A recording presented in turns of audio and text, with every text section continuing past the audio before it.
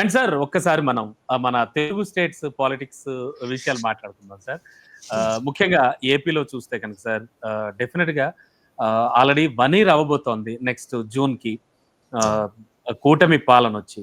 Sir అంటే హామీల అమలు కానీ అంటే సిచ్యువేషన్ అంతా ఎలా అనిపిస్తోంది సార్? కూటమి ప్రభుత్వ పాలనకు సంబంధించి అంటే ఒక ఎలా చెప్తారు సార్? ఏం చెప్తారు? అంటే ఈ ఉచితాలు హామీలు ఇచ్చి రావడం అసలు యాక్చువల్ గా తప్పని మేము అంటాం. ఏ పార్టీ కూడా ఉచితాలు అన్న వాటిని ఇవ్వకూడదు.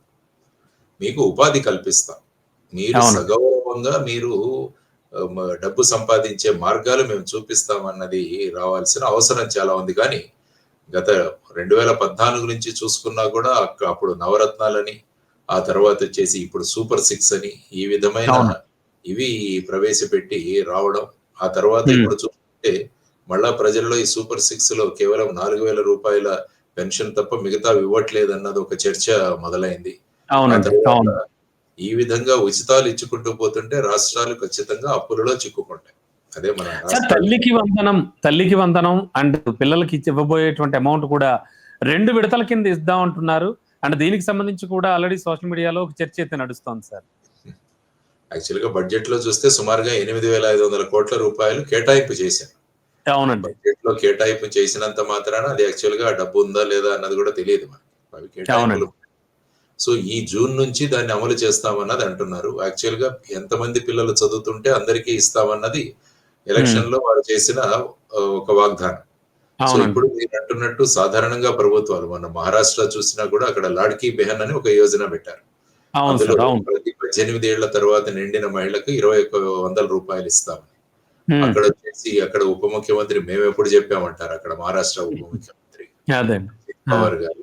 ఆ తర్వాత వచ్చేసి ఇప్పుడు బెనిఫిషియరీస్ ఎవరైతే ఉన్నారో వాళ్ళ నెంబర్లను తగ్గించే ప్రయత్నంలో ఉన్నారు అక్కడ ప్రభుత్వం. ఎందుకంటే ఉచితాలు ఇప్పుడు కూడా అఖండమైన భారాన్ని మోపుతాయి మనకు. అక్కడ కేవలం లాడ్కీ బెహన్ యోజన ఒక్కటే మహారాష్ట్ర ప్రభుత్వం మీద సంవత్సరానికి 42,000 కోట్ల రూపాయల భారం మోపబోతుంది.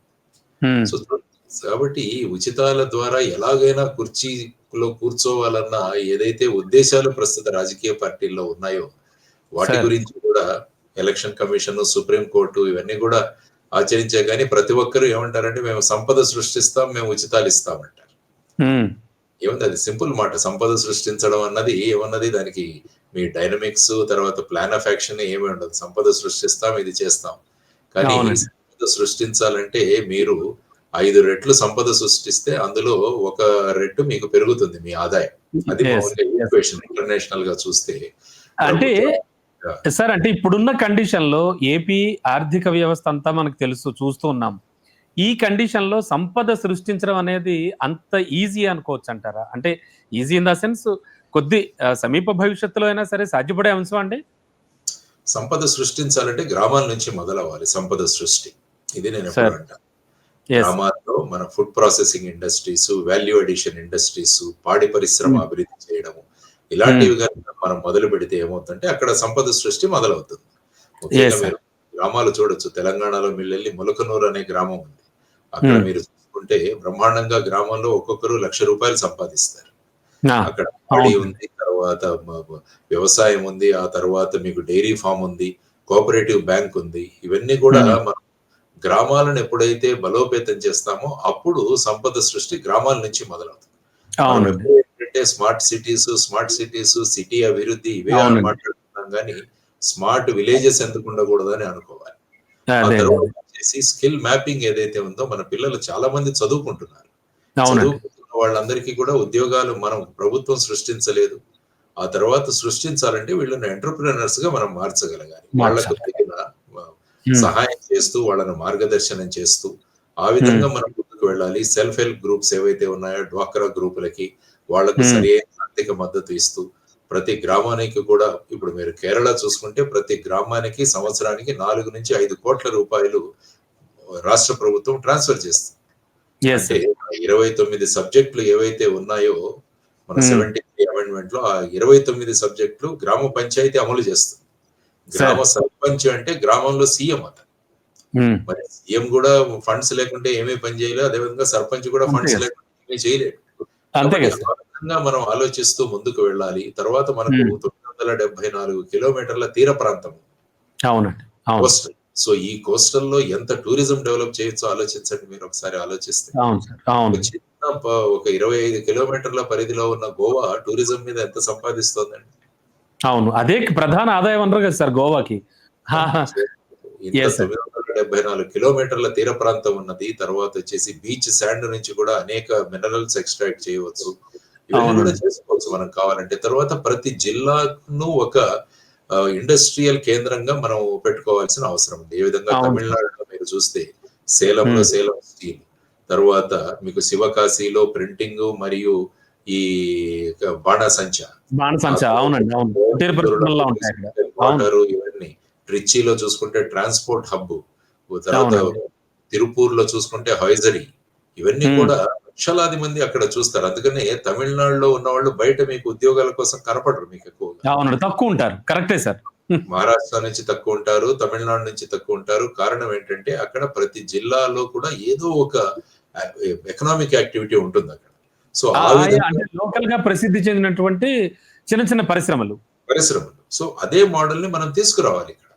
మనం ఏం చేస్తామంటే పెద్ద హెవీ ఇండస్ట్రీస్, పెద్ద కంపెనీలు రావాలని అనుకుంటాం గానీ, యాక్చువల్‌గా ఒక ఎకానమీ అన్నది ముందుకు వెళ్ళాలంటే, చిన్న పరిశ్రమలు, కుటీర పరిశ్రమలు, ఎంఎస్ఎంఈలు ఇవే ప్రధానంగా చూసుకోవాలి. భారతదేశ యెస్ సార్. మీరు ఎకానమీ మీరు మీరంటున్న ఐడియా చాలా బావుంది సార్. గ్రామాల నుంచి పటిష్టం చేయాలి అనేది చాలా అద్భుతమైన ఐడియా. నిజం సార్ అది. కరెక్ట్. అది యెస్ సార్. చేస్తే సంపద సృష్టిస్తుంది. ఎందుకంటే మనం సంపద సృష్టి గురించి మాట్లాడితే ఈ విషయానికొచ్చాం మనం. సో, అవును ఆ సార్. అవును. విధంగా చేస్తూ ముందుకు వెళ్ళాలి. ప్రతి ప్రాంతం అభివృద్ధి చెందేటట్టు చూడాలి అన్నది ప్రధానమైన మనం మాట్లాడుకోవాల్సిన అంశం. అది సాధ్యమే. Yes. Yes sir. Yes sir. Sir and Pawan Kalyan deputy సీఎంగా ఆయనకు కూడా 1 ఇయర్ పూర్తవుతోంది. స్పెషల్‌గా ఆయన రోల్ గురించి ఎందుకంటే ఆయన మీద ఆసక్తి ఎక్కువ ప్రజలకి. అండ్ ఆయన చేస్తున్నటువంటి పనులు కానీ ఆఫ్‌కోర్స్ ఆయన శాఖలకు సంబంధించి ఇవన్నీ కూడా ఎట్లా ఉంది సార్ ఆయన సిట్యుయేషన్ ఏమన్నా చెప్తారా మీరు? ఆయనకు ప్రధానమైన 5 శాఖలు వారికి కేటాయించడం జరిగింది. అవును సార్. ముఖ్యంగా గ్రామీణాభివృద్ధి, పంచాయతీరాజ్, తర్వాత మన ఫారెస్ట్, అటవీ శాఖ, అవునండి. ఆ తర్వాత సైన్స్ అండ్ టెక్నాలజీ, తర్వాత జలజీవన్ మిషన్ అంటే గ్రామంలో వాటర్ అవునండి. సప్లై. సో, ఈ విధంగా వారికి అతి ముఖ్యమైన విభాగాలు కేటాయించడం జరిగింది. దానితో పాటు జనసేన పార్టీకి టూరిజం మరియు సివిల్ సప్లైస్ ఇవి కూడా అవునండి. కేటాయించారు. ఇది ముగ్గురు మంత్రులకి. సో, ఇవి అవునండి. చాలా ప్రధానమైనది. ఎందుకంటే నేను ఇంతకు ముందు మాట్లాడినట్టు భారతదేశం అభివృద్ధి చెందాలన్నా, ఆంధ్రప్రదేశ్ అభివృద్ధి చెందాలన్నా గ్రామాలు అభివృద్ధి చేయడం చాలా అవసరం. సో, అవునండి. వాళ్ళు మాట్లాడుతూ గ్రామాల్లో ముఖ్యంగా రోడ్స్ కొన్ని 3000 కిలోమీటర్ల రోడ్లు మళ్ళా వాట్ల రిపేర్స్ అవి చేయడం జరిగిందని చెప్పారు. ఆ తర్వాత గ్రామీణ ప్రాంతాల్లో పాడి పరిశ్రమ అభివృద్ధి చెందడానికి గోకులాలు డెవలప్ చేయడం జరిగిందని వారు చెప్పారు. తర్వాత అవునండి. వచ్చేసి పంచాయతీల యొక్క అభివృద్ధి కోసం వారు గ్రామ సభలను ఏర్పాటు చేయడం జరిగింది. మొత్తం ఇది ఒక హ్మ్. గిన్నిస్ బుక్ ఆఫ్ రికార్డ్‌లో ఎక్కింది. ఒకే రోజు సుమారుగా 16,000 గ్రామ సభలు కండక్ట్ చేయడం. తర్వాత గ్రామ అవునండి. సభల్లో వేసిన నిర్ణయాలను అమలు చేయడం. అందుకనే నేను హ్మ్. అదే కోరుకుంటున్నాను. ఏ విధంగా అయితే కేరళ మోడల్ ఉందో, ప్రతి గ్రామ పంచాయతీకి మనం నిధులు కేటాయించాలి.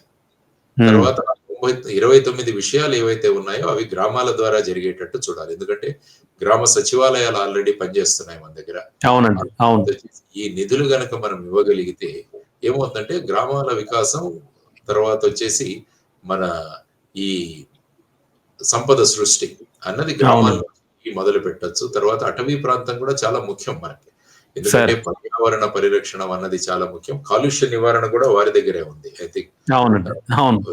పొల్యూషన్ కంట్రోల్ బోర్డ్స్ అన్ని కూడా వారి దగ్గరికే వస్తాయి. సో ఇది చాలా అవునండి. ప్రధానమైన అంశం. ప్రస్తుతం పర్యావరణంలో వస్తున్న మార్పులు ఎంత ప్రమాదకరంగా ఉన్నాయంటే మొత్తం ప్రపంచమంతా కూడా ఈ పర్యావరణ పరిరక్షణ జరగకపోవడం వల్ల అనేక అతలాకుతలం ఉత్పాతాలు అవుతోంది. చూడండి ఎక్కడ చూసినా హరికేన్స్, తర్వాత తుఫాన్లు, ఈ క్లౌడ్ బర్స్ట్‌లు ఇవన్నీ కూడా అవునండి. జరుగుతాయి. కాబట్టి ఇందులో అరణ్యాల పాత్ర, అటవీ శాఖ పాత్ర చాలా ముఖ్యమైనది. కాబట్టి ఆ విధంగా మనం ట్రీ ప్లాంటేషన్ కావచ్చు, తర్వాత అటవీ ప్రాంతంలో ఉన్న సంపదను మనం ఏ విధంగా ఇండస్ట్రియల్ రూపంలో మనం తీసుకురావడం, ఇవన్నీ కూడా ముఖ్యమైన విషయాలు. కాబట్టి అవును సార్. యాక్చువల్‌గా ఐ అవును. థింక్ ముఖ్యమంత్రి గారు ర్యాంకింగ్స్ కూడా ఇచ్చినట్టున్నారు మినిస్టర్స్. అవునండి. అవును. ఆ హ్మ్. ర్యాంకింగ్ ప్రకారం కూడా వారే ఆ విధంగా నేను ర్యాంకింగ్స్ ఇస్తాను అన్నారు. ఆ విధంగా వాళ్ళు ముందుకెళ్తున్నారు. సో, అతి ముఖ్యమైన శాఖలు వారి దగ్గర ఉన్నాయి కాబట్టి వారిని ఆయన తిరుగుతున్నారు, ప్రజలతో కలుస్తున్నారు, అనేక విషయాలను తెలుసుకుంటున్నారు.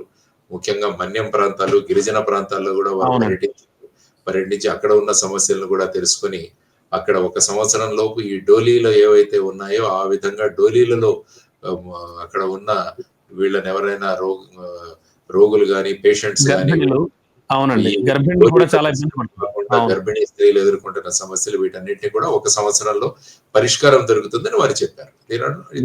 Positive things they are happening. yes. అవును సార్, అవును sir. Hello, Telugu Rajyam channel చూస్తున్నారా? సామాజిక, రాజకీయ, జీవన చిత్రణే తెలుగు రాజ్యం. అతిశయోక్తులు, అసత్యాలు ఉండవు. రాజకీయ కోణం కాదు, ప్రజా కోణమే కొలబద్ద. తెలుగు రాజ్యం వీక్షణ మీ ఉత్తమ అభిరుచికి నిదర్శనం.